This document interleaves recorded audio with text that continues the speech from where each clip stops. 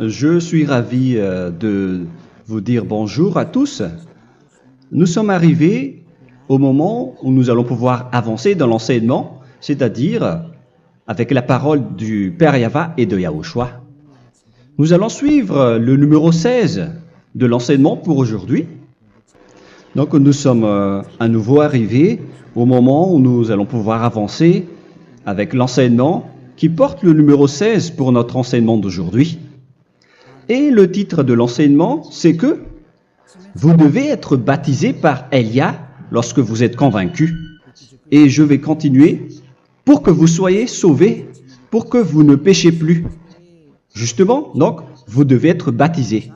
Mais pourquoi devez-vous être baptisé? Pour quelle raison? Lorsque vous êtes vraiment convaincu, excusez-moi, la loi dit que il faut faire de toutes les nations des disciples et les baptiser après. Nous allons lire cette parole d'abord, qu'il faut faire de toutes les nations des disciples et les baptiser après, selon le livre de... Qui déjà? Marc. Attendez d'abord. Non, c'est Matthieu 28.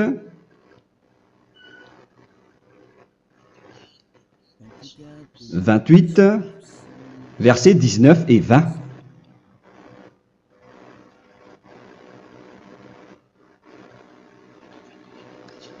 Matthieu 28, 19, 20.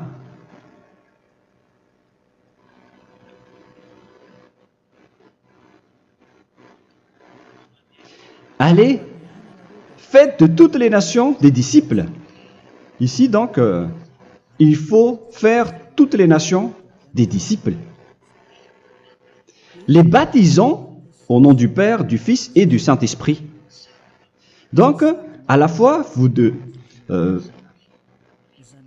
il faut les enseigner à observer tout ce que je vous ai prescrit. Donc, en enseignant une personne, c'est comme ce que Elia fait en ce moment. Après, donc, il faut baptiser cette personne qui est convaincue par l'enseignement. Donc, on ne doit pas baptiser une personne qui n'a jamais entendu cet enseignement. Voilà la première loi. Ce n'est pas logique de baptiser une personne qui ne connaisse rien de l'enseignement. Et après le baptême, l'enseignement continue encore, comme ce que Elia fait en ce moment. Il enseigne toujours, même les personnes baptisées. Donc, on continue toujours à enseigner. Mais le baptême est donc une loi, tout d'abord. Donc, une fois convaincu, vous devez être baptisé. Moi, je ne vais plus parler du sujet d'enseignement que vous connaissez déjà, parce que vous êtes déjà convaincu. Donc, si vous voulez être nettoyé, lavé de vos péchés, pour que vous ne péchez plus dans ce saint royaume où il y a Elia, alors vous devez être baptisé, car c'est une loi selon l'Acte des Apôtres 22:16. Pourquoi tardes-tu? Lève-toi, appelle son nom et sois baptisé. C'est dans Actes des Apôtres, chapitre 22, verset 16. Actes des Apôtres 22:16. Nous allons lire ensemble cette parole. Et maintenant, que tardes-tu? Lève-toi, sois baptisé et lavé de tes péchés en invoquant le nom de Dieu. Donc, une fois que une personne est convaincue de cet enseignement, comme vous qui m'écoutez en ce moment, la loi pour vous, c'est que vous devez invoquer son nom. C'est-à-dire que le nom est important pour répondre aux personnes qui disent que ce n'est pas le cas, en disant que si vous croyez, c'est suffisant. Sachez que c'est un enseignement du diable pour ceux qui disent cela. Au contraire, il faut invoquer son nom, car c'est celui qui invoque le nom de Yahva qui sera sauvé. On vous a déjà enseigné cela. Donc, il faut que vous vous levez. Il faut invoquer son nom. Il ne faut plus attendre. Vous ne devez plus attendre ni hésiter. La loi vous dit, levez-vous. On vous dit aujourd'hui, on vous ordonne aujourd'hui de vous lever. N'hésitez plus. Et après, vous devez invoquer son nom en vous rapprochant du royaume de Yahushua, de l'église de Yahushua, d'appeler tous les responsables au téléphone, même pas au téléphone. Il faut directement assister à l'assemblée de Yahushua dans cet endroit, car il faut que tu te lèves et sois baptisé en invoquant son nom. Et c'est ici, à l'église de Yahushua, que vous devez invoquer son nom. Alors, c'est une loi, vous ne devez plus rester dans votre maison et il faut nous rejoindre maintenant. Soyez baptisés en Yahushua et non pas en Jésus, car les baptêmes que vous avez faits auparavant n'est pas le baptême en Yahushua. Donc, votre baptême n'est pas valable, n'existe pas du tout. Et votre baptême, au contraire, il est pire lorsque vous l'avez fait avec des autres dieux comme Jésus, car vous allez le revêtir jusqu'à votre mort. Car selon Galates 3, 27, vous revêtez le Dieu à qui vous êtes baptisé. Comme par exemple, si vous êtes baptisé en Yahushua, vous revêtez en Yahushua. Mais les fidèles de Jésus, ils revêtent Jésus. Alors que vous voyez bien que ce Dieu, c'est un faux Dieu qui n'ôte pas les péchés, qui vous jette en enfer et qui n'existe même pas. Parce que si jamais il existait, vous devez aussi être ôté de vos péchés. Mais ce n'est pas le cas. Vous revêtez un faux Dieu, un envoyé du diable. Pourquoi? Car tous ceux qui sont pécheurs viennent du diable. Nous allons donc lire la parole de Dieu à ce sujet dans Galates 3, 27 pour vous dire que c'est un faux baptême que vous avez fait. Donc si vous avez été baptisé en lui, alors vous allez être avec le diable jusqu'à la fin. C'est ce qui est pire avec votre baptême qu'il faut enlever et supprimer rapidement, car vous êtes avec le diable. Les pécheurs viennent du diable, et ce faux Dieu, il vous rend toujours pécheur, jusqu'à maintenant. Il vous encourage de rester pécheur, non méritant. Ça vient d'où? Ça vient de qui, ce faux Dieu-là? À ce sujet, ils viennent du diable, car les pécheurs viennent du diable. Ce faux Dieu qui n'existe même pas, ce n'est qu'un collaborateur du diable. C'est dans Galates 3, 27. Je vous donne la parole en vous disant qu'il faut fuir rapidement de cet endroit qui ne vous convient pas.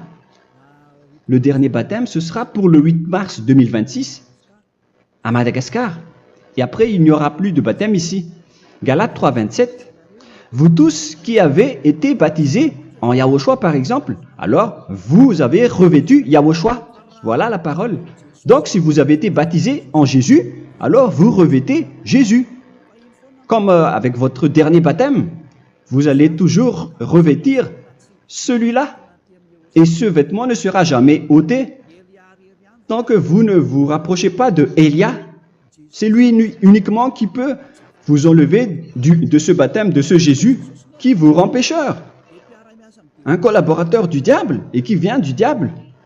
C'est dans 1 Jean, pour vous dire, est-ce que vous pouvez toujours rester dans votre ancien baptême après tout ce schéma? 1 Jean, chapitre 3, verset 8. 1 Jean 3, 8. C'est où déjà? Celui qui pêche est du diable, car le diable pêche dès le commencement. Vous voyez? Et voilà ce qui est pire. C'est votre Dieu même qui vous rend pécheur et qui vous dit que vous devez être pécheur. C'est lui-même, à ce sujet-là, qui vient du diable. C'est vraiment pire ce schéma, car il s'agit d'un envoyé du diable qui vient du diable. Un envoyé du diable. C'est-à-dire que ce schéma vient du diable. La parole est directe et droite. S'il n'est pas du diable, il vous aurait déjà il vous aurait déjà ôté de vos péchés. Mais ce sont les diables qui rendent pécheurs les gens, car ce sont les chefs du péché, les diables. La parole est claire ici. Celui qui pêche est du diable. le fils du diable est du diable. Le fils de Dieu est un Dieu. Le fils de l'homme est un homme. Et celui qui vient du diable est du diable comme lui. Lui, il vous a rendu pécheur pendant plus de 2000 ans. Il vous a jeté en enfer. C'est pourquoi on vous dit de quitter cet endroit et ce Jésus qui sera toujours collé à vous, à votre corps, qui est enterré dans votre peau. Vous ne serez jamais débarrassé de lui tant que vous ne vous rapprochez pas de Élia pour être baptisé en Yahushua, pour que ce sale vêtement venant du diable soit ôté de vous et qu'après vous allez être revêtu d'un nouveau vêtement qui est merveilleux, qui est Yahushua. Alors choisissez votre vêtement. Vous allez toujours être Jésus qui est déjà collé à vous, et une fois mort, vous irez en enfer, car il est déjà collé à vous. Soit vous l'enlevez directement à travers le baptême avec Élia. Le rendez-vous, c'est pour le 8 mars 2026. Vous allez être baptisé par Élia pour l'enlever, car ça n'existe pas du tout. C'est une tromperie pour vous. Ce n'est même pas un baptême. C'était le fait de faire entrer du diable à l'intérieur de vous. Si vous voulez être libéré de cela, vous devez vous rapprocher de Élia à travers le baptême pour que la parole soit bien placée dans Actes des Apôtres 22, 16. Revoyons cette parole. Actes des Apôtres 22, quel verset déjà? 22, 16. Voilà. Et maintenant, que tardes-tu? Lève-toi. Voilà l'ordre pour vous. Lève-toi, ne tarde plus. En invoquant son nom. C'est un ordre. Invoque son nom. Et sois baptisé et lavé de tes péchés. Car celui qui t'a rendu pécheur, c'est Jésus ou Jesus. Alors si tu ne veux plus pécher, alors enlève Jésus ou Jesus de toi avec le vêtement que tu as reçu lors de ton baptême avec lui. Il faut l'enlever, sinon tu ne seras jamais sauvé, épargné, car c'est déjà devenu un vêtement collé à ton corps. La seule solution pour toi, c'est de te rapprocher de Élia pour être ôté de tes péchés, car la loi est claire ici. Tu vas être lavé de tes péchés. Et c'est ici, dans cet endroit où il y a Élia, qu'il y a l'ôtement du péché. Pourquoi vous êtes ôté de vos péchés? Pour quelle raison? D'abord, vous êtes déjà lavé à travers le baptême. On vous nettoie. Et une fois nettoyé, une fois lavé, qu'est-ce qui se passe à ce moment-là? Pour que les gens ne pêchent plus en vrai. Car toutes les personnes qui sont baptisées en Yahushua revêtent Yahushua. Vous êtes mariés à Yahushua. Et c'est à travers ce baptême, après votre baptême, c'est à partir de là, après avoir suivi toutes ces lois, car le baptême c'est une loi. Lorsque vous êtes convaincu, après avoir écouté l'enseignement, vous décidez de quitter le faux Dieu qui vous rend pécheur. Alors, vous êtes baptisé, vous allez revêtir Yahushua pour quitter le faux Dieu qui vous rend pécheur. Donc, après le baptême en Yahushua, vous revêtez Yahushua. Vous avez été lavé, vous êtes bien propre et pur. Vous êtes sorti comme une personne originale qui est merveilleux, très merveilleux devant le Dieu d'Abraham. Vous êtes complètement purifié jusqu'à votre fond de conscience à travers ce baptême venant du sang de Yahushua qui vous nettoie jusqu'au fond de toutes vos pensées, car le baptême marque la mort de Yahushua. Yahushua est mort pour vous verser son sang pour vous. Tout cela confirme votre relation avec Yahushua, car le baptême vous dit que vous êtes mort ensemble avec Yahushua et vous êtes ressuscité ensemble avec Yahushua. Vous avez été enterré avec lui et vous avez été ressuscité avec lui dans la vie éternelle. Voilà la vie avec Yahushua et le baptême avec Yahushua. C'est pour montrer la bonté de Yahushua pour chacun de vous concernant cette merveille. Voilà le baptême, c'est la mort avec Yahushua. C'est pourquoi je vous ai dit, en même temps, c'est la mort pour vous. Et c'est aussi votre purification. C'est dans Romains, chapitre 6, verset 4. Nous avons donc été ensevelis avec lui par le baptême en sa mort, afin que, comme Yahushua est ressuscité des morts par la gloire du Père, de même, nous aussi, nous marchions en nouveauté de vie. Donc, on était morts avec Yahushua à travers le baptême, et c'est après aussi que nous avons été ressuscités vers la nouvelle vie. Verset 5. En effet, si nous sommes devenus une même plante avec lui par la conformité à sa mort, nous le serons aussi par la conformité à la résurrection. Nous voyons bien ici que nous étions morts ensemble avec Yahushua à travers le baptême. Nous étions morts ensemble avec lui. C'est clair ici. On parle ici du sujet du baptême. Nous avons donc été ensevelis avec lui par le baptême en sa mort, mais pas avec autre chose. C'est clair alors à travers cette parole que c'est à travers ce baptême que nous allons avoir la même geste que Yahushua. Donc si vous voulez être ôté de vos péchés, vous devez entrer dans le baptême. Et une fois baptisé, la personne est intégrée directement au ciel des cieux. Mais il y a des étapes à suivre avant d'arriver là-bas, hein, ce que je suis en train de vous enseigner en ce moment, car l'objectif du baptême, avec la mort et la résurrection, et l'enterrement, après la fin de votre chemin, c'est le ciel des cieux. Et on parle de vous en tant que vivant. C'est dans Éphésiens chapitre 2, verset 6. Éphésiens 2, 6. Et il nous a ressuscités ensemble, c'est-à-dire ressuscités avec Yahushua après le baptême, et nous a fait asseoir ensemble dans les lieux célestes en Yahushua, c'est-à-dire au ciel des cieux. Voilà donc les avantages des personnes baptisées en Yahushua, ceux qui ne pêchent plus.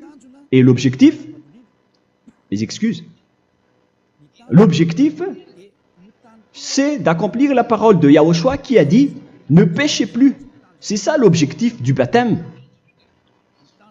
Le baptême, c'est que vous n'allez plus jamais pécher. Selon la parole de Yahushua, qui se trouve où déjà? C'est dans Jean chapitre 8, verset 11. Jean 8, 11. Excusez-moi. Elle répondit, « Non, Seigneur. » Et Yahushua lui dit, « Je ne te condamne pas non plus. Va et désormais ne pêche plus. » Donc l'objectif de votre mort et de votre résurrection avec Yahushua, c'est d'arriver dans cet endroit où vous ne péchez plus. C'est la loi de Yahushua, la loi de la perfection que vous devez suivre. La finalité, c'est que vous ne devez plus pécher. C'est une loi incontestable, car c'est la justice en Yahushua. Il ne faut plus jamais pécher. Et c'est vraiment la vérité. Et il a même confirmé cette parole 2 fois, à 2 reprises, selon aussi Jean 5, 14, que nous allons lire également. Il a répété cette parole 2 fois. Depuis, Yahushua le trouva dans le temple et lui dit, « Voici, tu as été guéri. Ne pêche plus. » Excusez-moi. Ne pêche plus, de peur qu'il ne t'arrive quelque chose de pire.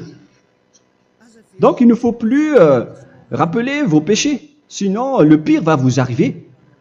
Et vous voyez, vous les personnes pécheurs qui m'écoutez en ce moment, où est votre finalité? Est-ce que c'est bien? Réfléchissez. Les personnes parfaites, ce sont les personnes qui ne pêchent plus.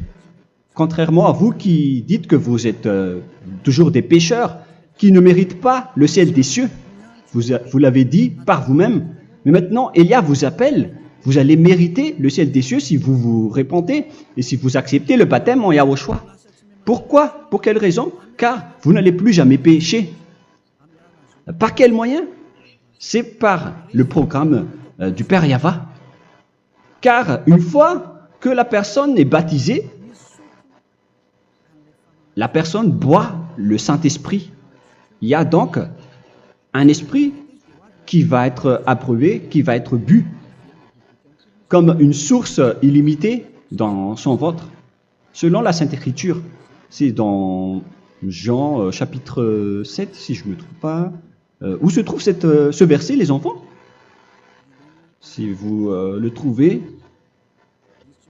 la parole qui parle de la source qui est illimitée, c'est dans Jean 7, 37 que nous allons lire ensemble.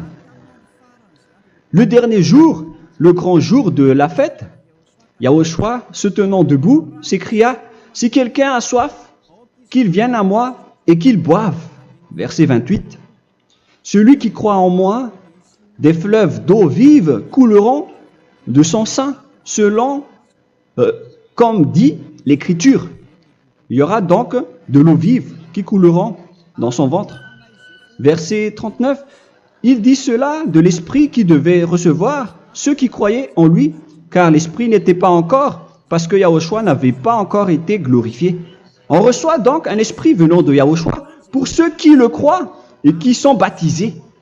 Et on le reçoit vraiment lors du baptême. C'est dans le livre de 1 Corinthiens que nous allons lire, dans le chapitre 12. Quel verset déjà? On doit chercher un peu. 12 et 13. 1 Corinthiens, chapitre 12, versets 12 et 13. Car comme le corps est un et a plusieurs membres, et comme tous les membres du corps, malgré le nombre, ne forment qu'un seul corps, ainsi en est-il Yahushua. Nous avons tous en effet été baptisés dans un seul esprit, pour former un seul corps, soit juif, soit grec, soit esclave, soit libre. Et nous avons tous été abreuvés d'un seul esprit. C'est dans le baptême, donc, qu'on reçoit l'esprit unique, un seul esprit. Donc, si vous êtes baptisé en Yahushua, vous abreuvez l'esprit venant de Elia, venant de Yahushua.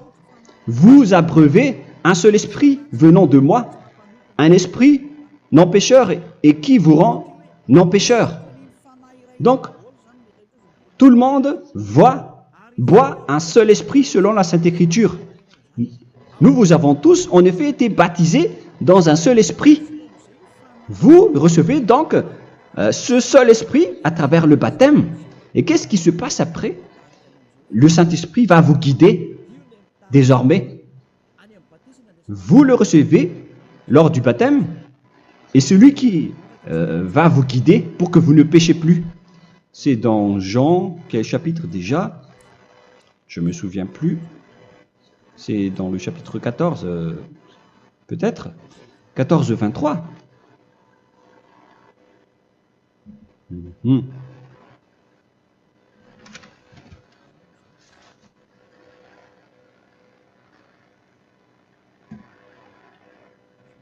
Où il est passé déjà? La parole qui parle de l'esprit qui nous guide. Mais je ne me souviens plus lorsqu'on en a besoin. Où est cette parole, les enfants? Où se trouve cette parole? Oui, c'est 14, 26. Jean chapitre 14, verset 26. Mais le consolateur, l'Esprit Saint, que le Père enverra en mon nom, vous enseignera toutes choses et vous rappellera tout ce que je vous ai dit. La parole de Dieu précise bien ici que le Saint-Esprit, qui est le consolateur, à la fois donc il est consolateur, il est envoyé par le Père en mon nom, il vous enseignera toutes choses et vous rappellera tout ce que je vous ai dit. C'est le Saint-Esprit donc qui vous enseigne, qui vous guide avec toutes les choses que vous avez besoin dans votre relation avec Yahushua. C'est lui qui est le vrai enseignant, le vrai guide, qui vous guide dans votre chemin. C'est dans Jean 16, 13, peut-être.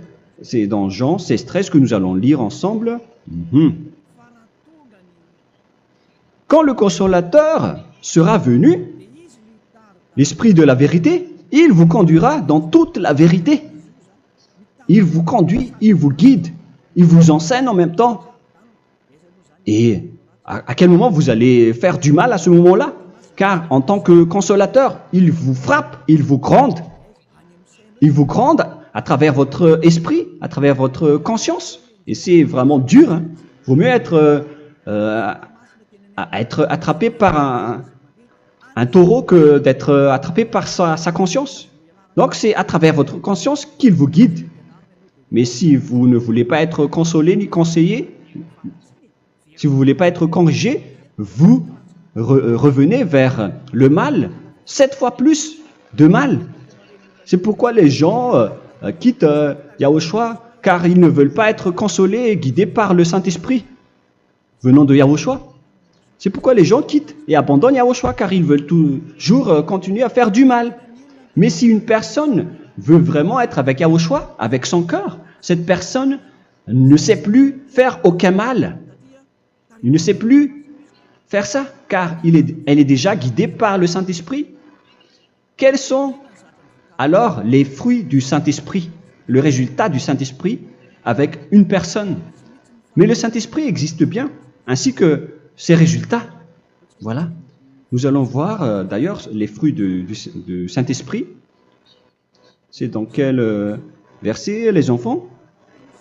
Je ne me souviens pas non plus. Je vais également donc la rechercher. Nous allons voir un peu les fruits du Saint-Esprit que je vais rechercher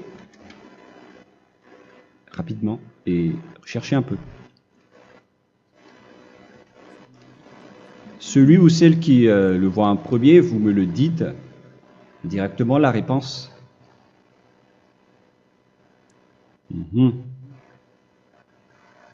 Comment? Galates 5. Galates 5. Nous allons lire à partir du verset 19 et 20. Non, on va commencer à partir du verset 22. Galates 5, 22. Mais le fruit de l'esprit, c'est l'amour, la joie, la paix, la patience, la bonté, la bénignité, la fidélité. Vous voyez? Vous marchez dans la droiture et dans la vérité directement. La douceur, la tempérance, la loi n'est pas contre ces choses. Vous voyez? Les gens ne vont plus dans le mauvais sens. Mais les gens qui n'ont pas le Saint-Esprit, voilà ce qu'ils font. Dans le verset 19 et 20. Or, les œuvres de la chair sont manifestes avec les personnes qui n'ont pas le Saint-Esprit, qui sont guidées par la chair. Ce sont l'impudicité, l'impureté, la dissolution, l'idolâtrie. Vous avez tous fait cela. La magie, les inimités, les querelles, les jalousies, les animosités, les disputes, les divisions, les sectes.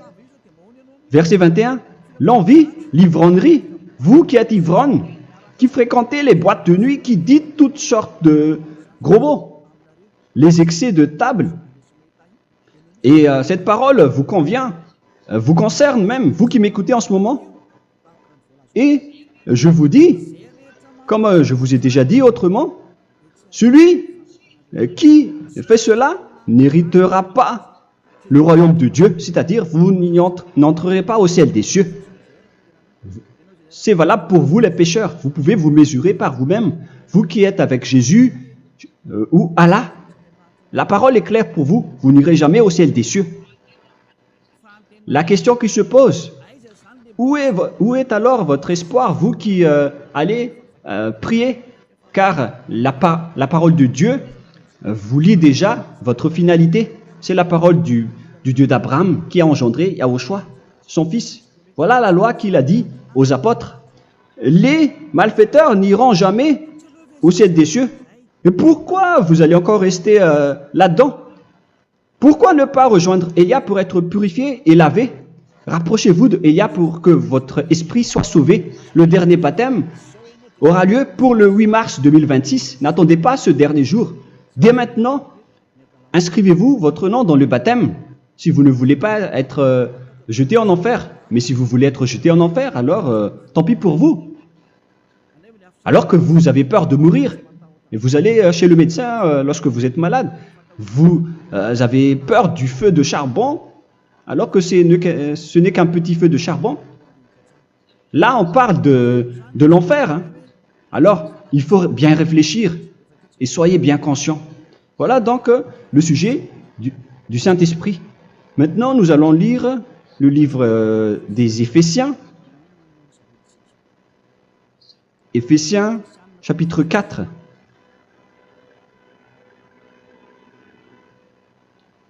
À partir de quel verset?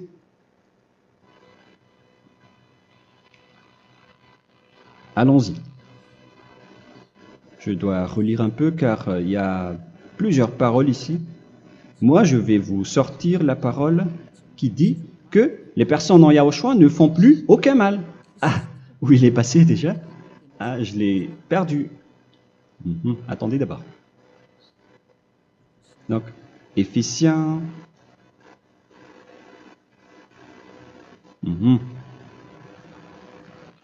C'est dans le chapitre 5, on dirait. Et nous allons voir tranquillement. Mais nous allons voir dans Galates 5,16 d'abord. Je dis donc, marchez selon l'esprit et vous n'accomplirez plus les désirs de la chair.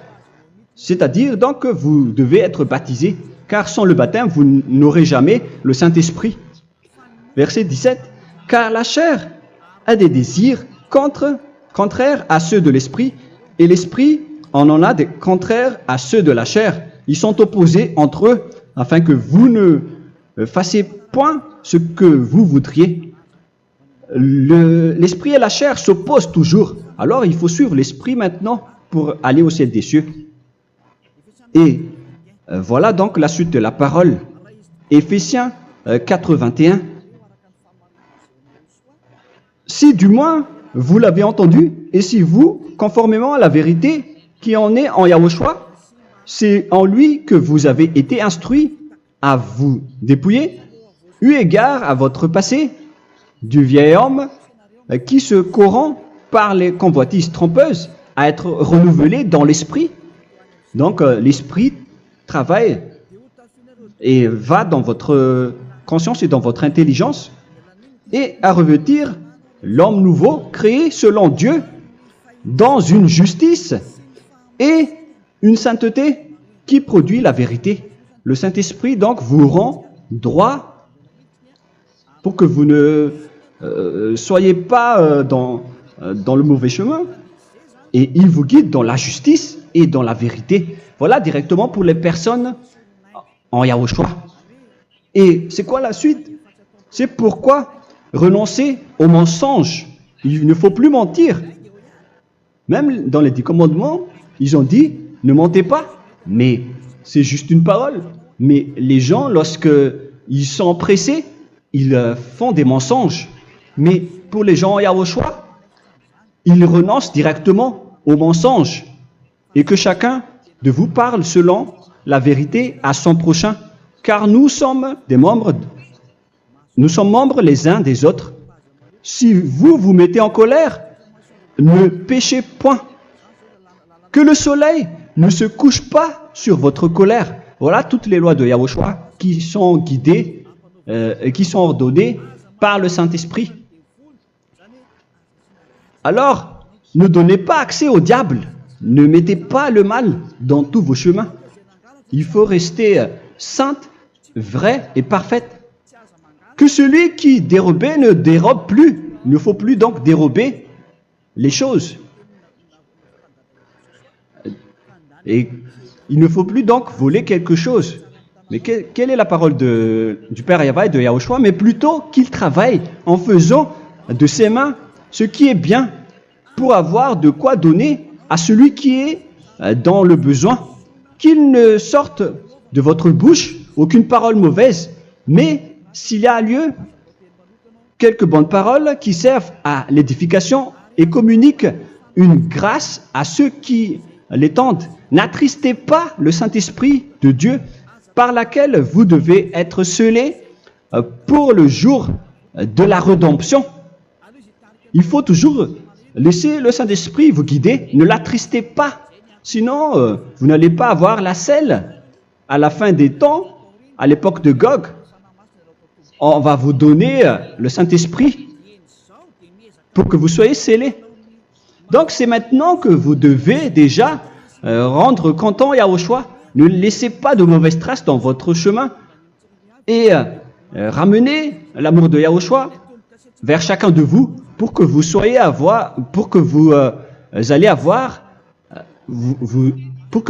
seriez scellés pour avoir le Saint-Esprit que vous avez vraiment besoin pour le dernier combat dans les fins des temps.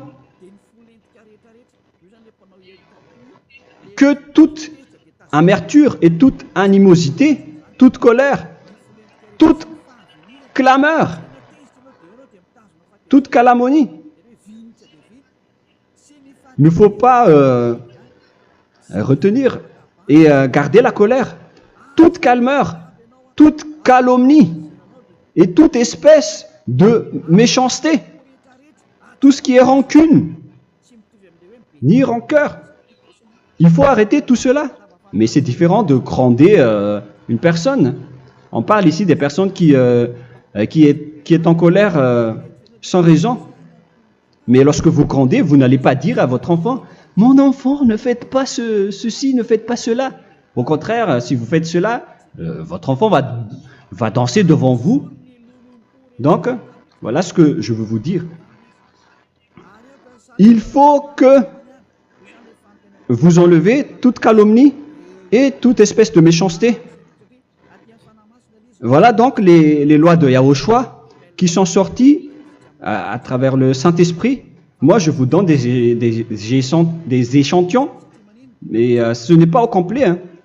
La loi de Yahushua sont illimitées à travers le Saint-Esprit en fonction des circonstances et de la situation pour que vous n'attristez pas le Père Yahva et le Yahushua.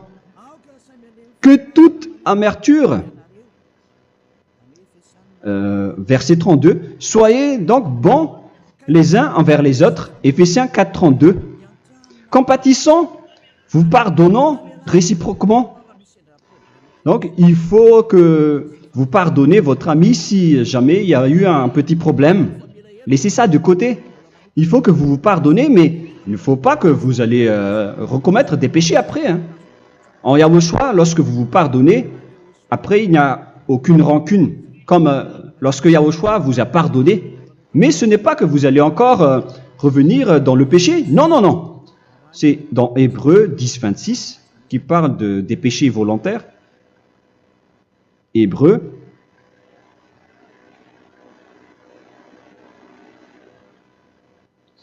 Hébreux chapitre 10. C'est bien ça, hein? Pour ceux qui s'en souviennent. Voilà, versets 26 et 27. Hébreux 10, 26, 27. Car si nous péchons volontairement, après avoir reçu la connaissance de la vérité, c'est-à-dire une personne baptisée en Yahushua, qui a été sanctifiée, rendue sainte, il ne reste plus de sacrifice pour les péchés, mais une attente terrible du jugement et l'ardeur du feu qui dévorera les rebelles. Donc, vous qui parlez que vous devez toujours commettre des péchés, voilà ce qui vous attend, parce que vous péchez volontairement. Donc, si vous péchez volontairement, alors une attente terrible du jugement et l'ardeur d'un feu va vous dévorer. Vous allez affronter la colère et le jugement avec une ardeur de colère d'un feu qui va vous dévorer en tant que rebelle, on va vous détruire, vous les ennemis, vous qui péchez volontairement. Est-ce que vous n'êtes pas encore conscient après cette parole? Vaut mieux être baptisé en Yahushua avec Elia, et après vous n'allez plus jamais pécher. Alors à vous de réfléchir, car on vous a trompé auparavant jusqu'à maintenant. On va revenir à la parole de tout à l'heure. Donc que chacun pardonne son ami et pardonnez-vous comme ce que Yahushua vous a pardonné. Voilà donc les personnes en Yahushua ne pêchent plus. Nous allons donc continuer avec le verset 5. Éphésiens chapitre 5 plutôt. Je vais encore continuer car j'ai besoin que vous l'écoutez. Éphésiens chapitre 5 verset 1. Devenez donc les imitateurs de Dieu comme des enfants bien-aimés et marchez dans la charité. Le fruit de l'esprit, c'est de l'amour, on vient de lire, à l'exemple de Yahushua, qui nous a aimés et qui s'est livré lui-même à Dieu pour nous comme une offrande et un sacrifice de bonne odeur. Verset 3. Regardez ces lois. Que l'impudicité, qu'aucune espèce d'impureté et que la cubicité ne soit même pas nommée parmi vous, ainsi qu'il convient à des saints. C'est bien clair alors ici qu'il ne faut pas faire l'impudicité ou parler de tout ce qui est adultère, impudicité, qu'aucune espèce d'impureté, tout ce qui est impur, l'abomination, la profanation et tout ce qui parle autour de ce sujet, n'en parlez jamais. Et que la cupidité ne soit pas nommée parmi vous, ainsi qu'il convient à des saints, y compris l'impudicité, l'abomination. Même juste en parler, ce n'est pas autorisé. Vous voyez que c'est vraiment différent.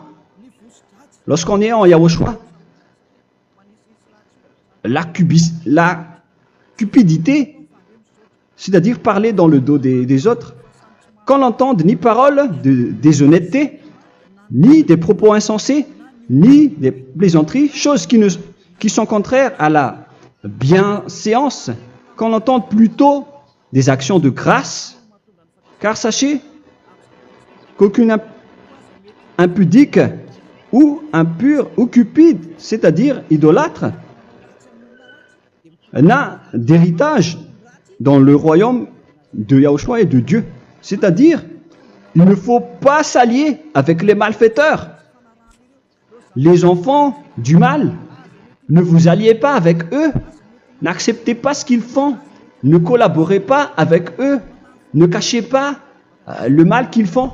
Car sinon, directement, votre sainteté va être détruite. La parole est claire. Ne vous alliez pas avec ces derniers, car vous allez être le fils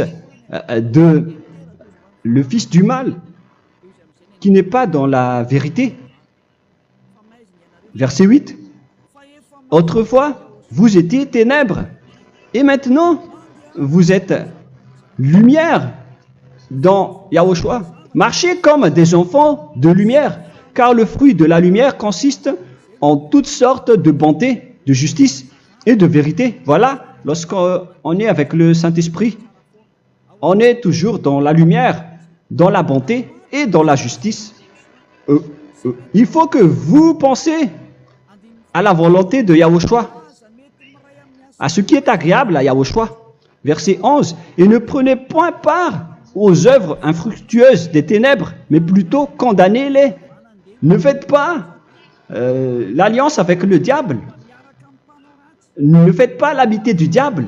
Ne faites pas des complots ou des compromis avec le mal pour les cacher. Alors, il faut plutôt les condamner, car il est honteux de dire qu'ils font en secret. Mais tout ce qui est condamné est manifesté par la lumière, car tout ce qui est manifesté est lumière. C'est pourquoi il y a la comparaison dans le Nouveau Testament pour dire il faut que vous réveillez de votre sommeil pour que Yahushua vous illumine. Verset 14. C'est pour cela qu'il est dit